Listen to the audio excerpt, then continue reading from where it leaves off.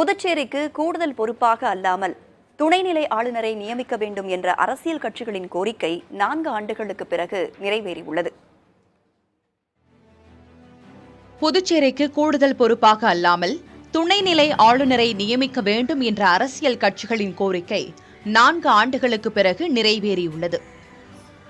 புதுச்சேரி மாநிலத்தின் துணைநிலை ஆளுநராக கிரண்பேடி 2016ஆம் ஆண்டிலிருந்து 5 ஆண்டுகள் பணியாற்றிய நிலையில் அவரை தொடர்ந்து தெலங்கானா ஆளுநராக இருந்த தமிழிசை சவுந்தரராஜனுக்கு 2021ஆம் ஆண்டு புதுச்சேரி துணைநிலை ஆளுநராக கூடுதல் பொறுப்பு வழங்கப்பட்டது.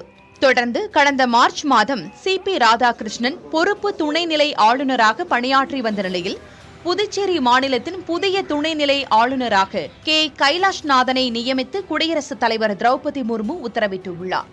பிரதமர் நரேந்திர மோடி குஜராத் மாநில முதலமைச்சராக இருந்தபோது அம்மாநில அரசின் முதன்மை செயலாளராக கைலாஷ்நாதன் பணியாற்றியிருக்கிறார். கேரள மாநிலத்தைச் சேர்ந்த ஓய்வு பெற்ற IAS அதிகாரியான இவர் தற்போது புதுச்சேரி துணைநிலை ஆளுநராக நியமிக்கப்பட்டுள்ளார். வரும் 31ஆம் தேதி புதுச்சேரி சட்டமன்றத்தின் பட்ஜெட் கூட்டத்தொடர் ஆளுநர் உரையுடன் தொடங்குகிறது. அதற்கு முன்பாகவே கைலாஷ்நாதன் துணைநிலை ஆளுநராக பதவி ஏற்பார் என எதிர்பார்க்கப்படுகிறது.